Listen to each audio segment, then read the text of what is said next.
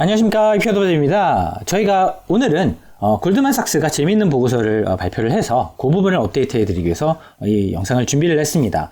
결론적으로 말씀을 드리자고 한다면 올해 연말까지는 주가가 좀 빠질 것 같다. 골드만삭스의 의견이고요.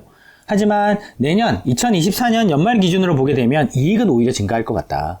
그런데 왜 이런 일이 발생하냐? 이 부분만큼이 이제 금리라고 보시면 되겠습니다.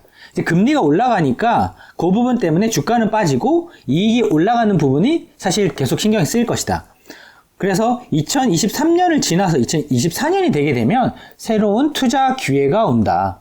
라고 이제 볼 수 있는 그런 이제 인사이트, 함의를 가지고 있는 차트다라고 일단 파악할 수 있는 것 같습니다. 왜냐하면 지금 S&P 500이 연말 되면 한 4천밖에 안 될 것 같다. 지금으로부터 한 5에서 한 10% 정도 하락 위험을 가지고 있다라는 이제 의견이고요.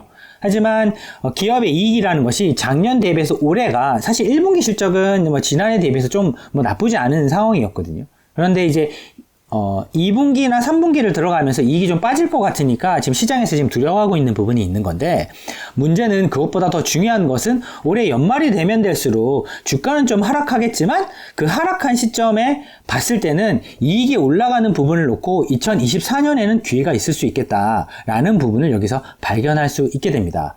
그러면 지금 서둘 필요는 없을 것 같은데, 그러면 진짜로 그러면은 지수가 빠졌다가 다시 이익이 올라가는 것을 보고 올라갈 수 있느냐라는 부분인데요.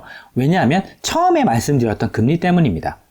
그러니까 기업의 이익이 올라가는 속도보다 금리가 올라가는 속도가 빨랐기 때문에 주가가 빠질 수 있겠어. 즉 이 EPS에다가 밸류에이션 값을 감안하게 되면 사실 주가가 되지 않겠습니까?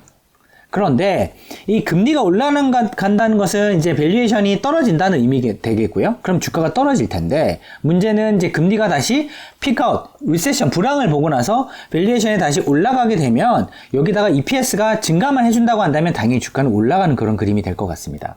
따라서 2023년에서 2024년 동안 정말로 골드만삭스가 추정치를 보고 있는 것처럼 2023년에 비해서 2024년의 주가가 올라갈 수 있는 그림을 보여주려고 한다면 두 가지 요건이 필요한 것 같습니다. 첫 번째, 일단 금리가 불황 때문에 다시 하락할 수밖에 없는 국면이 접어든다. 두 번째, 골드만삭스 추정치처럼 2024년에 EPS가 증가하는 그림이 나온다. 이 두 가지가 만족되게 된다고 한다면 2024년에 분명히 주가가 오를 텐데, 지금 봤을 때는 일단 금리는 아직 떨어진다는 것을 보기는 어려울 것 같고요. 왜냐하면 지금 아직 금리를 올리고 있는 구간이기 때문에.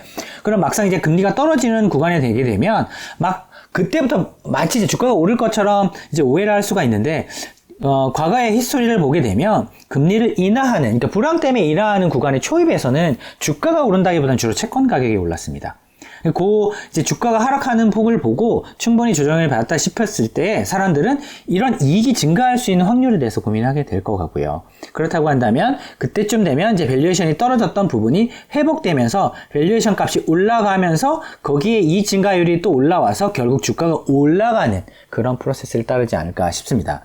그러면은 결국은 2023년 동안은 어쨌든 금리가 올라가는 부분 때문에 주가가 조정받을 수 있다는 이제 골드만 논리가 있고요. 두 번째로는 그럼에도 불구하고 2024년에는 이익이 증가할 수 있다라는 또 골드만의 가정이 있기 때문에 지금 저희가 봐야 되는 것은 1차적으로는 정말 리세션이 온과 동시에, 경기 불황이 온과 동시에 금리가 인하되는가의 첫 번째 부분과, 두 번째, 그럼 2024년에 골드만이 가정한 것처럼 진짜 이익의 증가가 나타나는가, 이 두 가지를 따져보시게 된다고 한다면, 보시는 것처럼 밸류에이션 때문에 주가도 이미 많이 떨어졌고요.